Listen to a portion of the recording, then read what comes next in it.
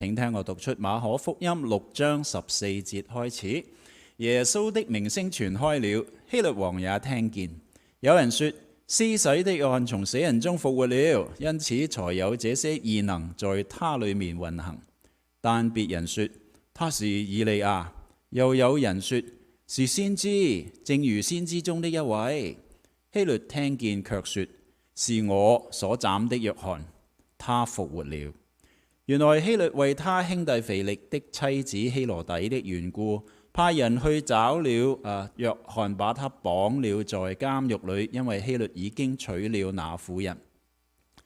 約翰曾對希律說，你佔有你兄弟的妻子是不合法的。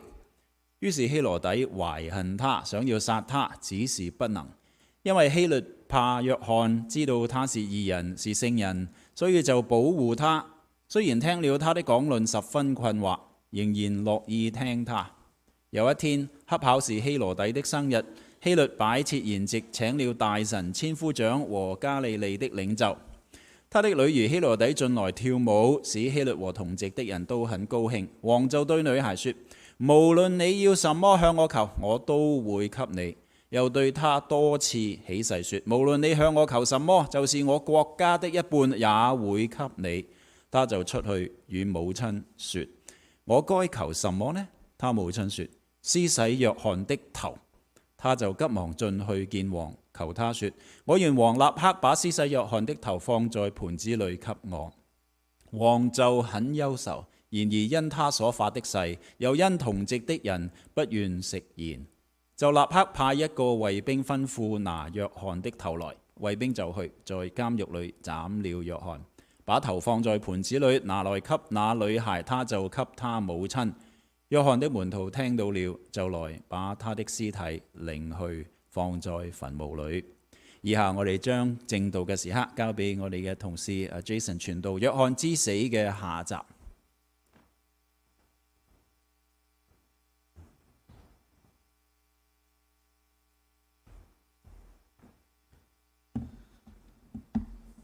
好，弟兄姊妹早晨，主裏面平安。咁啊，上次呢，即係同大家講咗上集啦，咁樣咁唔係我偷懶啦，只不過係真係太多內容，咁所以呢，分開兩次去講呢就會好啲。咁記唔記得上次我講咗邊兩個角色啊？記唔記得？係啦，希律同埋約翰嘛，係啦。咁上次呢，我將兩個人物去同大家做咗比較啦，咁樣重溫下先啦。希律呢，我形容佢係一個呢，因為慾望而放棄咗信仰嘅人。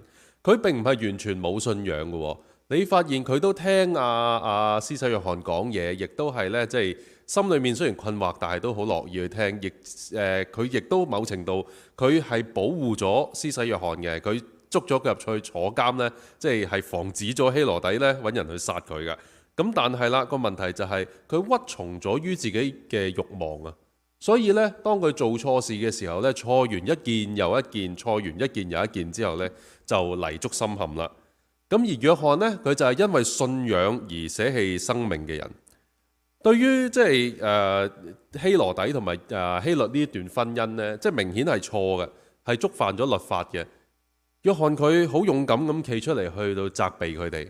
咁但係個問題就係啦，講真話原來係要付代價嘅喎，即係唔係淨係依家係咁樣啊？古代都已經係咁樣，所以啦，佢就付出咗代價，付出咗自己寶貴嘅生命。咁我哋作為基督徒啦，我哋要點樣去到面對我哋生活上面遇到嘅問題呢？即係當你遇到一啲好唔公義嘅事，一啲同信仰有衝突嘅事，你係選擇出聲定收聲呢？咁呢個就係我哋上次去到講到嘅一啲嘅思考嘅地方。咁而今次呢，我會同大家繼續去睇呢段經文呢，就另外去思考呢三個角色。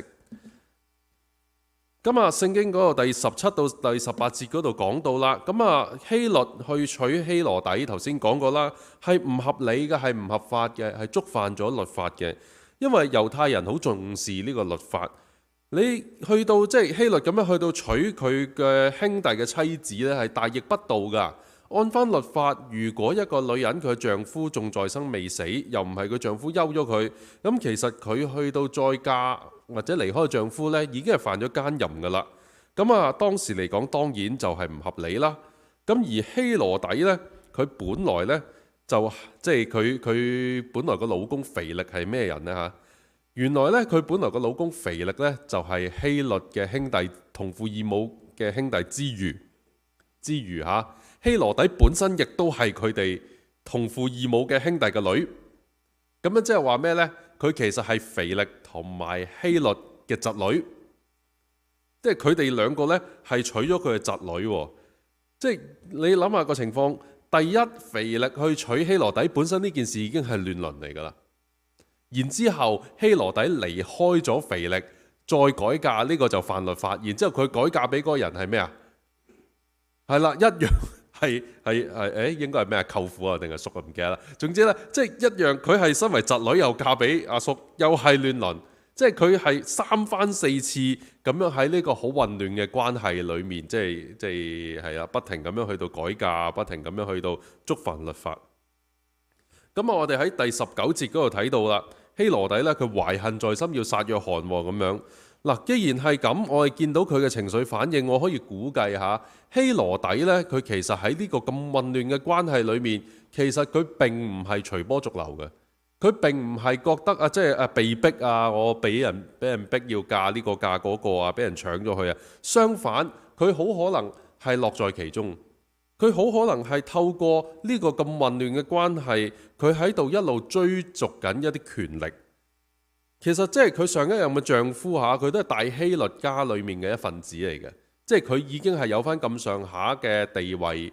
財富權勢咁，但係啦，就並及唔上佢依家呢一任老公希律，所以其實好可能係佢透過自己嘅美貌，透過一啲嘅方法去到引誘，結果導致佢可以去依附唔同嘅男人，去到不斷咁樣上位。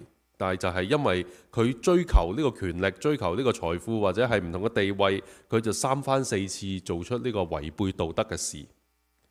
正所謂崩口人就忌崩口碗啦，係咪？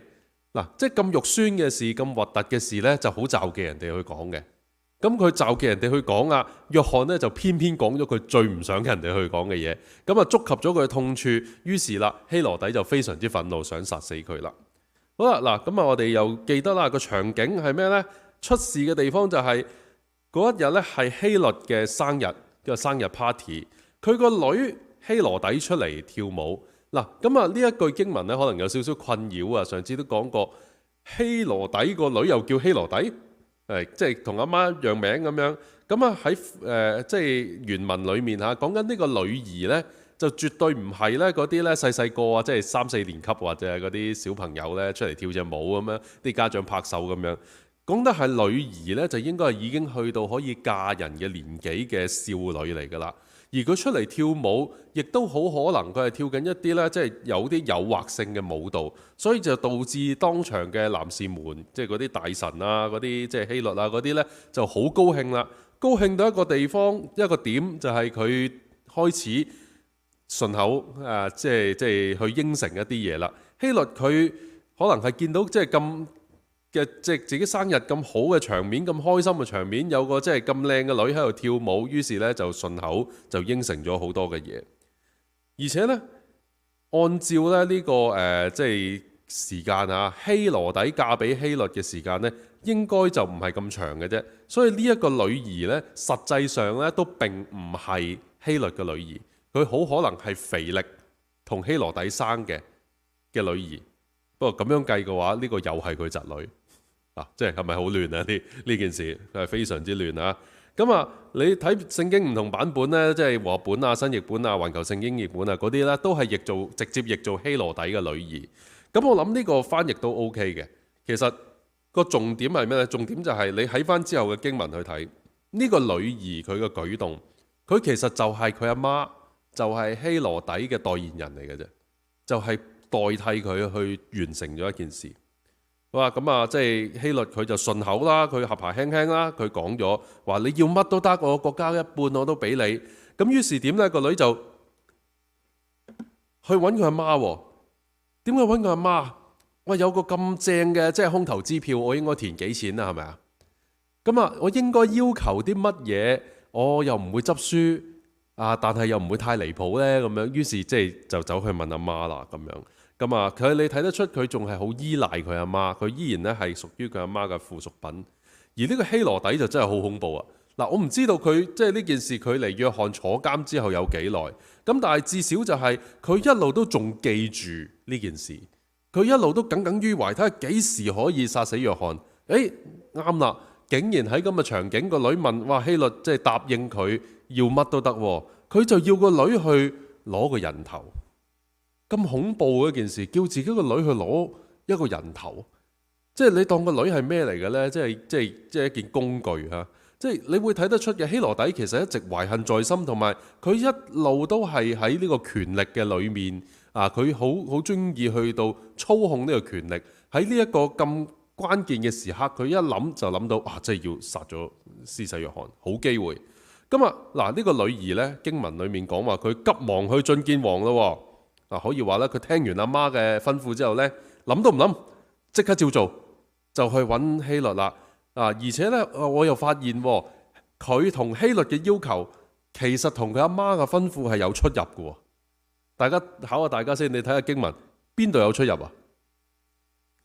佢阿媽吩咐咩啊？要施洗約翰嘅頭。咁佢同希律求乜嘢？我願王立刻將施洗約翰嘅頭放喺盤子裏面，係咪？嗱，第一佢話咩啊？立刻，即係話。佢係想速戰速決啊！呢件事，因為唔好等過咗先至再嚟啊！即係唔好話我淨係要施洗約翰嘅頭，咁樣陣間希律反口或者話啊你要啊，遲啲啊，等佢死咗我咪割俾你咯咁樣。即係你可以反口噶嘛，有啲嘢係咪？咁但係佢要嘅就係立刻，咁即係有個時間喺度，我要盡快完成件事，以免你有機會反口，等我快啲可以翻去揾阿媽去到交差。第二就係咩啊？多咗樣嘢，盤子。點解多咗個盤子啊？點解多咗個盤子？好簡單啫嘛，係咪先？即係你唔俾個盤我托住，我又點攞呢？乜找住啲頭髮咩？唔係個個好似我咁多頭髮噶嘛，係咪先？即係講下笑啫，咁短頭髮都係嘅。你找唔住咁樣，咁點啊？即係唔通好似保齡球咁樣叉住個鼻哥窿咁樣抽住咩？係咪先？好恐怖件事。嗱，你睇到呢度。呢個畫面當然好恐怖啦，但係我諗到個女兒都好恐怖，咁殘忍嘅要求佢照單全收。阿媽叫我去攞人頭，我就去攞，但係反而點樣去做呢？佢就有諗啊，佢有諗啊，至少諗咗兩樣嘢。第一就係要快，我快啲向阿媽交差；第二就係要乾淨，我唔想好似保齡球咁樣叉住個人頭攞去俾阿媽，揾個盤托住，佢費事整污糟自己雙手。係咪啊？即係好殘忍嘅一件事。嗱，咁即係經文講到呢度啦。咁啊，我又想問下大家，其實約翰係點死？約翰係點死嘅呢？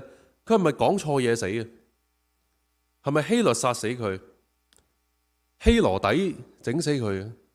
定係希羅底個女害死佢？定係你會話其實咪就係所有嘢加埋一齊佢先會死咯？係咪啊？嗱，我曾經聽過溫偉耀博士講呢一個關於苦難嘅題目，佢講過呢一個關於罪嘅睇法，我覺得都幾重要嘅咁樣，咁我就即係俾大家睇下。嗱，睇下呢個表。嗱，有陣時呢，我哋好直觀地會覺得呢，人犯咗罪，咁就要承擔罪嘅後果啦，係咪啊？即係好直接嘅呢樣嘢，好當然嘅，好正常嘅。譬如我去偷嘢，我偷完嘢之後，我俾警察拉咗，我就要坐監。於是呢個就係我承擔咗我自己犯罪產生嘅後果啦，係咪？好直接嘅，呢個係自作自受。即係而且咧，呢樣嘢呢，我哋係可以話喺我哋生活裏面，我哋覺得係合情合理，或者係一個正常嘅因果關係。呢個世界正常嘅運作原則嚟嘅，係咪？如果有人做錯嘢，然之後佢唔需要承擔後果，我哋就會覺得係唔正常噶啦。呢件事係唔合理噶啦，係咪？嗱，咁但係事實上就係咁啦。呢個世界嘅運作唔係咁簡單，唔係每一個人犯罪都會承擔佢嘅後果嘅喎。有陣時我哋睇新聞，你發現有啲人犯咗罪、犯咗法，甚至殺咗人都好啦，因為證據不足呢，就無罪釋放或者俾佢走甩咗。嗱，呢啲我哋心裏面會覺得好唔抵嘅，我哋心裏面會覺得好唔合情理嘅，係咪？當然我哋明白喺我哋嘅信仰裏面，上帝遲早會同佢計數嘅。但係我哋都會喺呢一刻裏面會覺得心裏面有一種即係好唔甘心，或者係覺得好唔合理啊！呢件事好冇邏輯，係咪？但係事實就係咁，事實就係咁嘅。有陣時就係嗰個人犯罪就係去別人去到承擔嘅咁樣。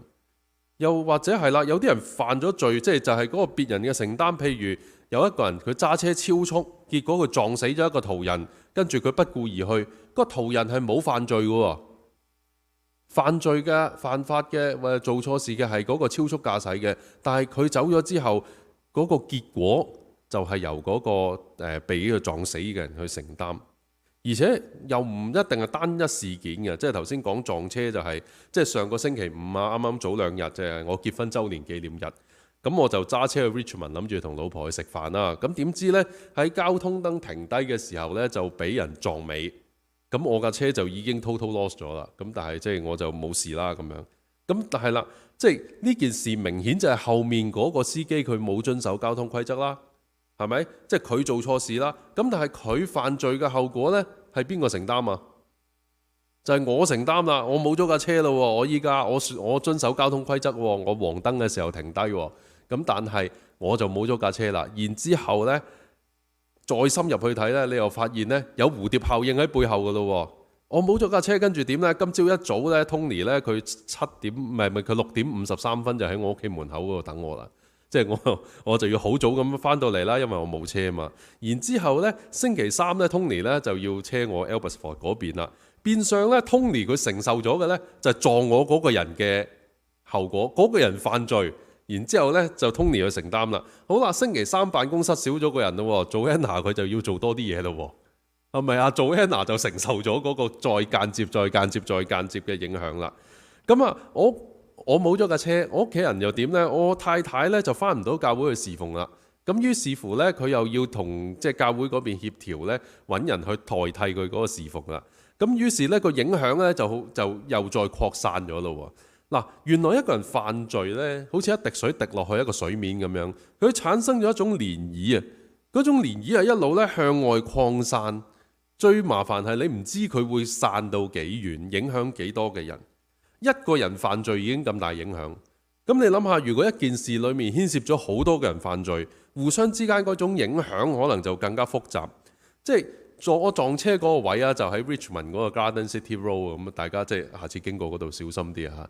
就係一個彎路，而嗰個彎路嘅設計就係嗰個燈位喺正嗰個轉彎位。我頭先我都專登開 Google Map 再睇一次，嗰個位真係好陰濕，你係睇唔到。而且我喺右線，我喺右線就更加係嗰個轉右彎呢，係架車轉彎停咗，係匿埋咗噶啦。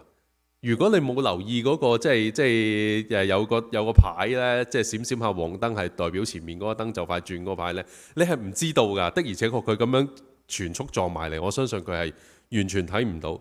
好啦，設計呢個地方嗰個人有冇犯錯？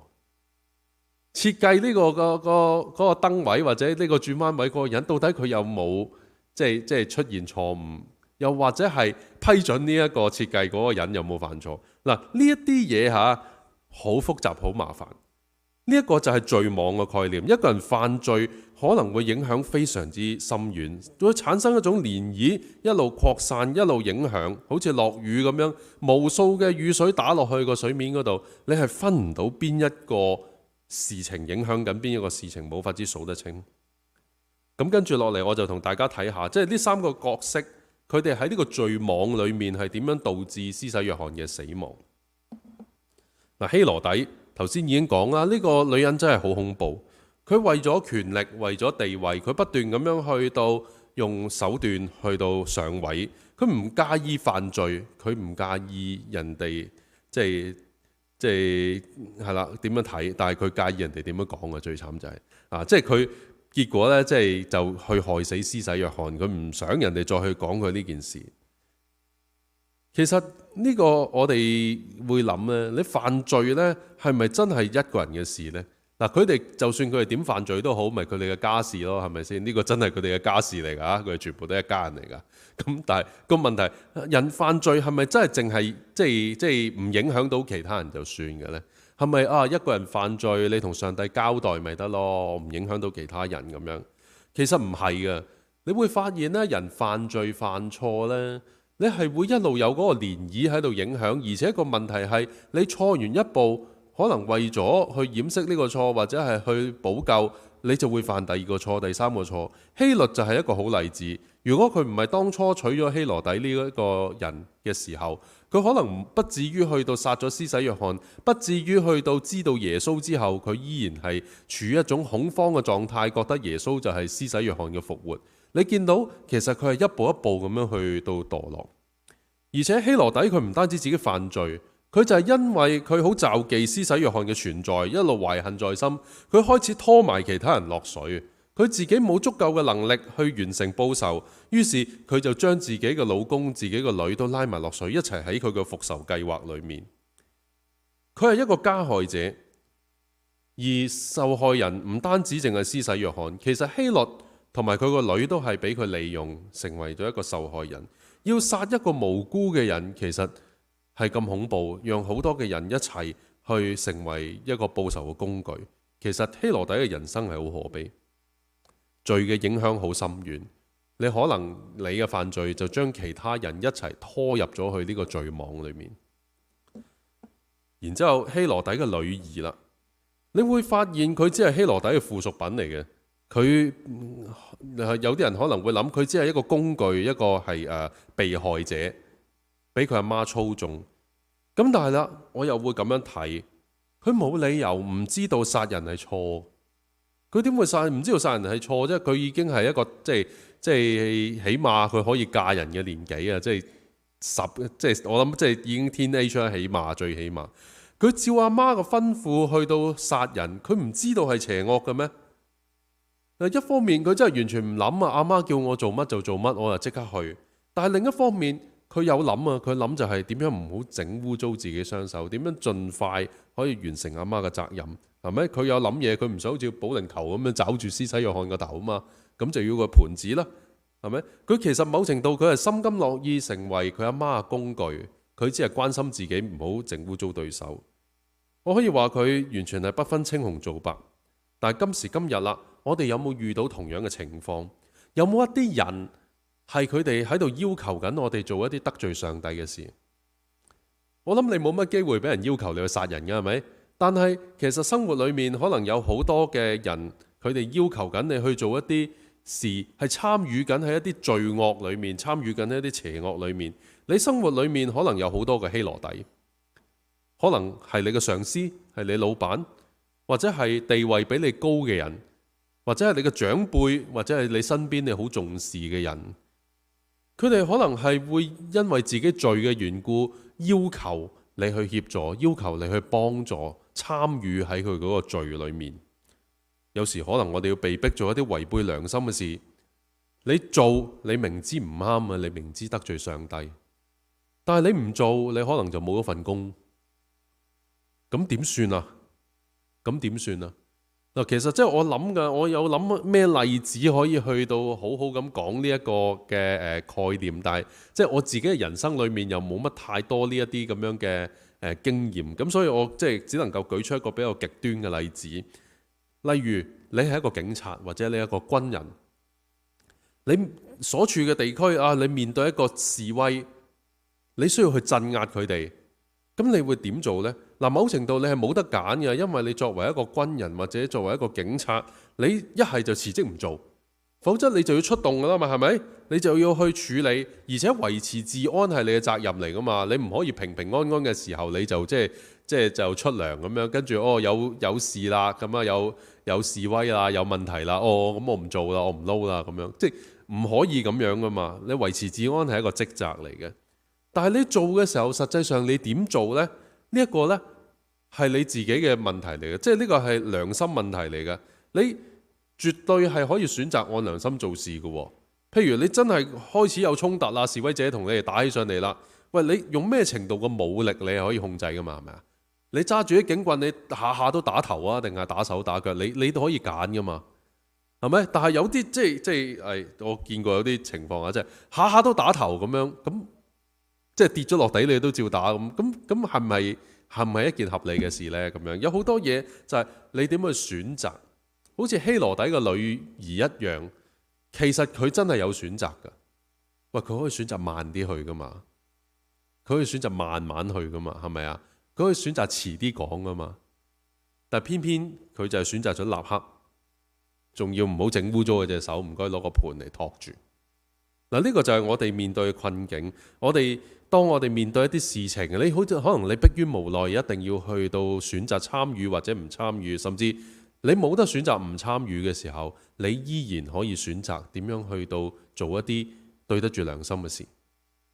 嗱，咁不過要澄清啊，我哋門諾弟兄會，我哋係非暴力嘅，我哋唔主張參與任何嘅軍事行動嘅。你呢樣嘢要知道嚇，我舉嘅係例子嚟嘅啫咁樣。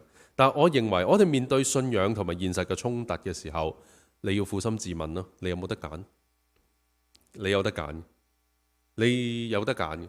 到底你係呃自己話冇得揀，呃自己話自己係即係人在江湖身不由己，定係其實你係為咗自己嘅利益而助紂為虐呢？最後啦，我諗好少人諗噶，大臣千夫長同埋嗰啲加利利嘅首領，你喺個故事裏面，你覺得嗰啲係配角嚟嘅啫，係咪？但係啦，我會諗啊，佢哋喺得希律嘅生日會上面出現，即係話佢哋同希律都有一定嘅關係啊。就算唔係好朋友啦，我諗希律都會重視佢啦。即係作為一個王，我生日會請得嚟嘅，都係一啲有翻咁上下身份地位嘅人。好啦，呢一班人，哇！佢哋聽到個要求嘅，佢哋聽到個要求，個女要施洗約翰嘅頭嘅，係咪啊？但係佢哋冇出聲。佢哋有冇做嘢？冇做嘢。佢冇做嘢都做咗樣嘢嘅，就係見死不救咯。係咪啊？即係見死不救。你諗下，其實希律佢因為呢班人喺度，所以佢面子掛唔住，就逼住要答應俾約翰個頭佢哋啫嘛。即係阿希羅底個女兒啫嘛。咁調翻轉頭嚟講，如果呢班人佢哋出聲，哇！即係生日流流，唔好做埋啲咁嘅嘢啦，係咪啊？即係冇理由見血㗎。即係細路女講嘢啫，唔使咁認真。你可能你講下呢啲説話，希律好落台，件事就會唔同咗。但係佢哋眼白白睇住一個人死咗，眼白白睇住一個人身首異處，由得一個女仔托住個盤，托住個頭，咁恐怖可以唔出聲？點解唔出聲啊？因為前車可鑑啊嘛。施洗約翰咪就係出聲咯，你出聲咪要坐監咯。然之後依家仲有人話要佢死添。喺咁嘅情況底下，佢哋可能都係講少句，明哲保身。唔知大家有冇聽過所謂沉默嘅惡？其實唔出聲，某程度係一種罪嚟嘅。當你見到一啲好唔公義、好有問題嘅時候，即係你完全唔出聲、唔發聲，由得佢繼續發酵、繼續出問題嘅時候，其實係一種罪嚟嘅。呢一班人佢哋同親手殺咗施洗約翰，我覺得都冇乜分別。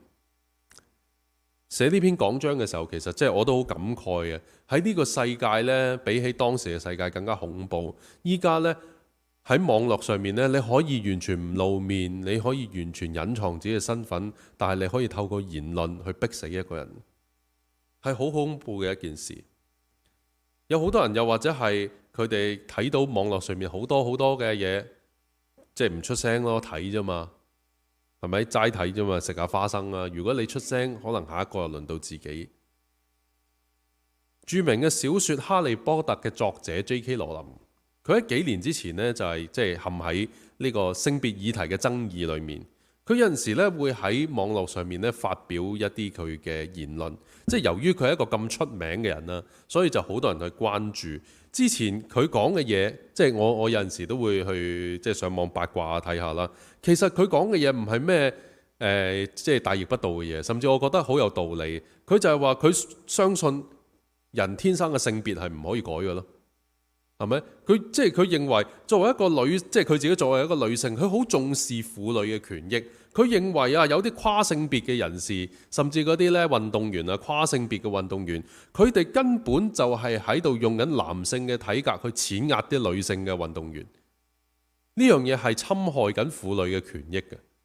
佢就係講呢啲啫嘛，係咪？佢對呢啲嘢睇唔順眼，於是呢，佢喺網絡上面發言，結果呢，佢就受到鋪天蓋地嘅網絡攻擊，佢受到死亡嘅恐嚇、侵犯佢嘅恐嚇，甚至有一啲情況就係因為即係佢一啲言論呢被逼，即係俾人起訴喎，咁被逼就要刪除喺網上面咁樣。嗱，其實佢大可以唔講嘢㗎，係咪？即係哈利波特有邊個未聽過係咪？即係你淨係佢嗰啲版稅啊，我諗佢夠佢幾世人去到生活都係可以衣食無憂。但係佢唔出聲冇嘢㗎，但係佢就係睇唔順眼，佢就係覺得呢一啲嘢需要有人講，需要有人講，於是乎佢去講，佢就要付出代價。某程度我覺得係要嘅。佢嘅講即係佢改變，佢唔係話立即改變呢個世界，但係至少有人去做將一個即係另一邊嘅聲音去講出嚟，即係唔係一面倒啊！我自己亦都覺得，喂，呢個世界唔係即係阻得咁緊要啊！我覺得係好有問題嘅。而事實上，我覺得最近個風向呢，即係大家開始明白翻，喂，其實真係唔係咁樣嘅喎，即係好多跨性別嘅問題係已經浮咗上面嘅咯喎。係咪？即係其實我喺度咁樣講，可能我都要付代價㗎，係咪？唔知會唔會即係有人聽到呢個錄音走去告我咁樣？咁但係我覺得呢個世界要出聲。你覺得有啲嘢係真理的話呢，你係應該要去到攞出嚟講。我哋活喺一個好荒謬嘅世界，但係如果你唔出聲呢，結果就可能越嚟越荒謬。你至少你可以喺自己，即係你唔係話咁知名嘅人士，你唔係話你講句説話可以全個世界嘅網絡都睇到，但係至少你講嘅時候，你可以影響到你身邊嘅人，你可以影響到你身邊嘅圈子，你讓佢哋見到呢個世界唔係淨係得一種聲音。總結啦，嗱，頭先即係我講個罪網呢個概念啦，你會發現成個故事裡面希律啊、希羅底啊、希羅底個女啊、呢啲大臣啊、千夫長啊、加利利嘅首領，其實佢哋全部都犯咗唔同程度嘅罪，就係佢哋所做嘅事，就係佢哋即係或者佢哋冇做嘅事，就導致施洗約翰嘅死亡。佢哋每一個人都有機會改變呢個故事，佢哋每一個人只要佢做唔同嘅選擇，其實施洗約翰就唔使死，其實都係一念之差。但係佢哋就喺呢個罪網嘅結構裏面，佢哋互相嘅環環緊扣，互相嘅影響，以至於一同去犯咗呢個罪。喺主耶穌翻嚟之前呢，其實我哋都活喺呢個罪網裏面。即係坦白講，我哋係冇法子脫離，你冇法子離開別人犯嘅罪嘅影響，而你犯嘅罪亦都冇法子唔影響人哋。所有嘅罪環環相扣，以至於我哋活得好痛苦。呢個係我哋冇法子去避免，但係不過又並唔係咁消極。我覺得喺呢個犯罪所產生嘅負面，即係如果犯罪可以產生一啲負面嘅影響嘅時候，一啲負面嘅漣漪嘅時候，我哋同樣可以用一啲積極嘅行動去產生一啲積極嘅漣漪，一啲積極嘅影響去抵消翻呢啲事情。所以簡而言之，就係我哋應該要喺我哋能力範圍裏面，我哋做翻一啲正確嘅選擇。喺我哋能力翻嘅範圍裏面，我哋做翻一啲良好嘅事。我哋應該要經常去思考，到底以我哋嘅身份嚟講，我哋應該做啲乜嘢？當你面對啲唔公義嘅事情嘅時候，你會唔會好似施洗約翰咁企出嚟講嘢？定係好似嗰班大臣啊、嗰啲千夫長啊、嗰啲領袖咁樣？即係講少句，明哲保身。我哋應該點做？呢啲嘢隨時會出現喺你人生裏面，隨時出現喺你嘅選擇裏面，所以我鼓勵大家，你由呢一刻你就應該好好咁去思想點樣做，而唔係去到要面對抉擇嘅時候你先去諗。我哋同心禱告，親愛天父，我哋感謝你，感謝你俾我哋喺呢度去到聆聽你嘅話語。我哋知道其實我人生裏面充滿唔同嘅選擇，但我哋都相信你其實你早已經將正確嘅選擇嘅能力交咗俾我哋，亦都將你嘅話語，你對我哋生命嘅指引，好清楚咁寫喺聖經裏面。求你幫助我哋每一個，我哋努力嘅去學習，去聆聽你嘅話語，學習你嘅心意，並且喺我哋要面對選擇嘅時候，我哋做出適當嘅選擇，好使到呢個世界雖然陷喺呢個罪裏面，但我哋依然能夠喺呢個世界裏面成為你嘅鹽，成為你嘅光，去到俾呢個世界有一啲正面積極嘅影響。求天父你幫助，我哋祈禱交託，奉耶穌基督嘅名求，阿門。